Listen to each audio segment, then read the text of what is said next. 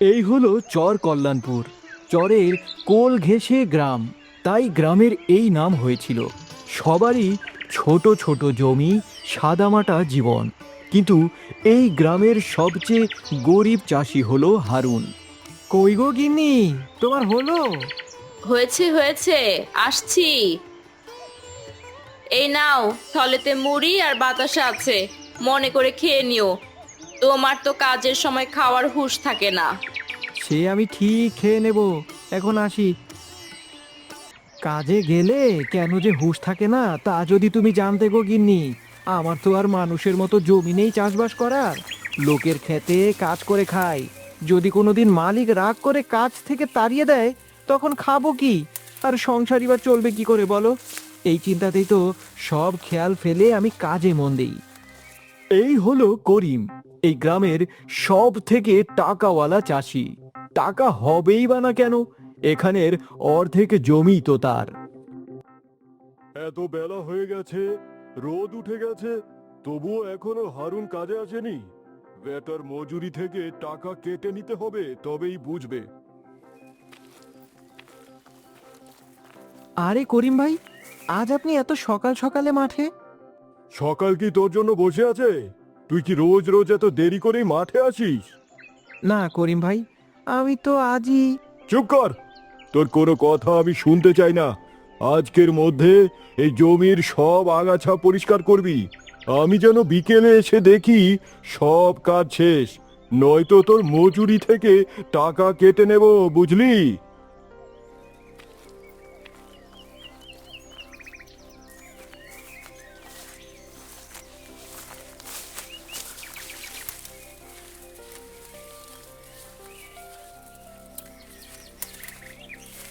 কি হয়েছে গো হারুন ভাই? এভাবে মন খারাপ করে বসে আছো কেন? সে কি আর সাধে গো, আজ মাঠে আসতে একটু বেলা হয়েছে, তাতেই নাকি আমার দোষ। করিম ভাই বলেছে আজ বিকালের মধ্যেই এই জমির সব আগাছা পরিষ্কার করতে, নয়তো আমার টাকা কেটে নেবে। ওই ওই করিম হলো একটা জল্লাদ। আমাদের এই গ্রামের শান্তি ওর জন্যই নষ্ট হয়। এত জমি, এত টাকা, তবুও যে ওর মন ভরে না। শুনলাম আবারও নাকি কার জমি দখল করে নিয়েছে। সে কি, আবার কার জমি দখল করলো গো? ওই যে মতিন আছে, ওর। গরিবের ভয়ে ভালো ফসল ফলাতেও ভয় হয়। ভালো ফসল উঠতে দেখলেই ও জমি দখল করে নিবে। গ্রামের অর্ধেক জমি তোর। চাষের জন্য পানি আর ট্রাক্টর ওর জমি দিয়েই আনতে হয়। কেউ জমি দিতে রাজি না হলে সে জমিতে পানির অভাবে চাষ করতে পারে না। ফলে বাধ্য হয়েই তাদের জমি করিমের হাতে তুলে দিতে হয়। এখানের এই তো নিয়ম গো। তার এই লোভের কারণেই গ্রামের কত চাষি যে নিঃস্ব হয়ে গেল। হ্যাঁ গো, এ ভীষণ অন্যায়। তোমার আর ভয় কিসের? তোমার তো জমি নেই, আর তুমি তো ওই করিমের জন্যই কাজ করো। ওর জমি বাড়লে তোমারই তো কাজ বাড়বে গো হারুনদা। তাই বলে কি আমি অন্যায়ের পক্ষে কথা বলবো? আমি এটা পারবো না গো। যদি আমাকে কাজ থেকে বের করে দেয় দিক, কিন্তু তবুও না। আচ্ছা, অনেক কথাই তো হলো, এবার আমরা যাই। আমাদেরও কাজ পড়ে আছে। কাজ তো আমারও অনেক বাকি। যাই, আমিও কাজ করি। এভাবেই চলছিল চর কল্যাণপুরের গল্প। করিমের ভয়ে গ্রামের অনেকেই ভালো ফসল ফলাতো না। কিন্তু দুর্ভাগ্যক্রমে একবার গ্রামের এক বৃদ্ধা শিউলি বুড়ির ছোট এক চিলতে জমিতে খুব ভালো ফলন হলো। আর করিমের চোখ পড়ল সেই জমির উপর। আরে বুড়ি, তোমার জমির ফলন তো ভালোই হয়েছে।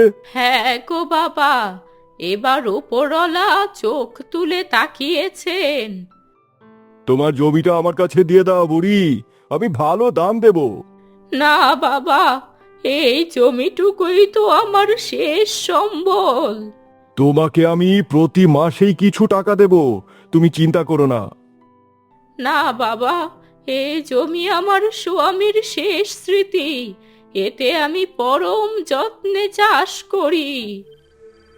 বুড়ি তো দেখছি কথা শুনছে না। এবার আমাকে অন্য ব্যবস্থা করতে হবে। ঠিক আছে বুড়ি, তাহলে তুমি চাষ করো, দেখি কেমন ফসল ফলাতে পারো।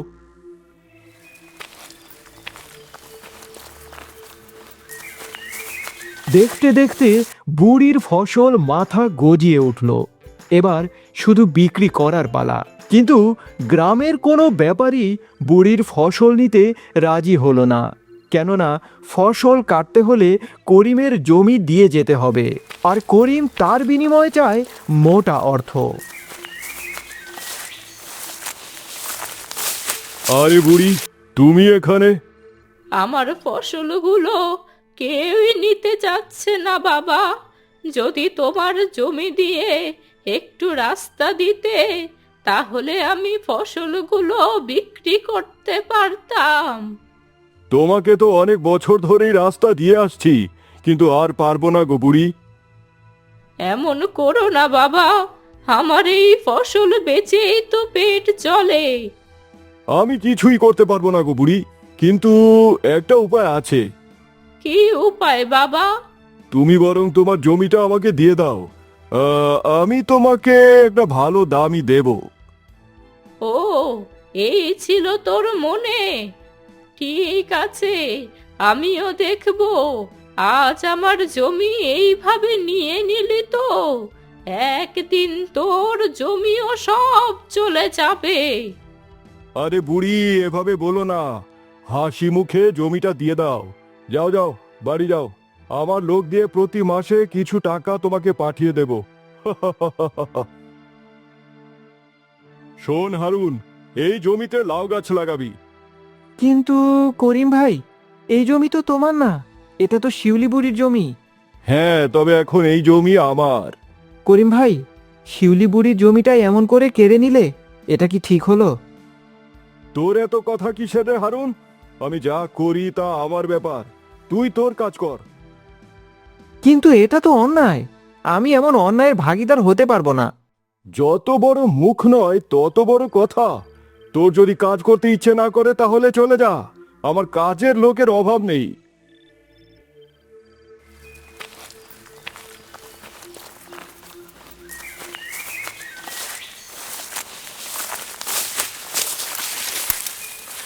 কি গো, আজ এত তাড়াতাড়ি ফিরলে যে? শরীর খারাপ নাকি? না গো গিন্নি, শরীর খারাপ না। করিম ভাই আমাকে কাজ থেকে বের করে দিয়েছে। কেন গো, কি হয়েছে?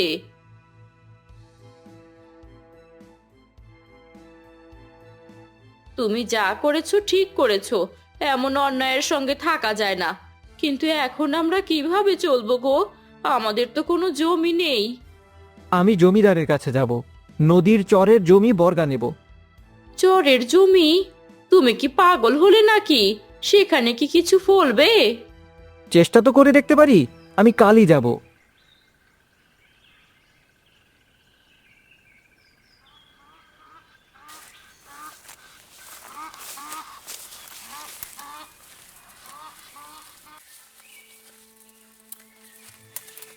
জমিদার মশাই, আমি ভীষণ বিপদে পড়ে আপনার কাছে এসেছি। বিপদ? কি বিপদ? আপনি তো জানেন জমিদার মশাই, এই গ্রামে একমাত্র আমারই কোনো নিজস্ব জমি নেই। তা তো জানি, কিন্তু বিপদটা কি সেটা বলো। তুমি কি আমার কাছে জমি বর্গা নিয়ে এসেছো? না জমিদার মশাই, আমি জমি নয়, আসলে আমি নদীর চর বর্গা নিতে চাই। আমার কাছে বেশি কর নেই। অল্প কর দিয়ে যদি আমাকে চরের জমিটুকু দেন, তাহলে আমি চাষ করে খেতে পারবো। নদীর চর, তাতে কি আর ফসল ফলে নাকি? এছাড়া তো আর কোনো উপায় নেই জমিদার সাহেব। ঠিক আছে, যাও, দিলাম।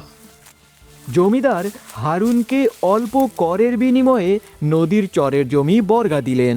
হারুন খুশি মনে বাড়ি ফিরল। পরের দিন থেকে হারুন আর ফুলজান মিলে চরের জমিতে লাউ চাষ শুরু করলো। এই জমিতে শুধু বালু আর বালু গো, এতে কি চাষ হবে?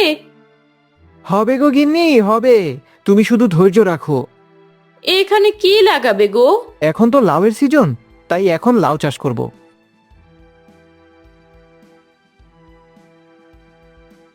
এই তো লাউ ধরেছে, দেখো গিন্নি দেখো।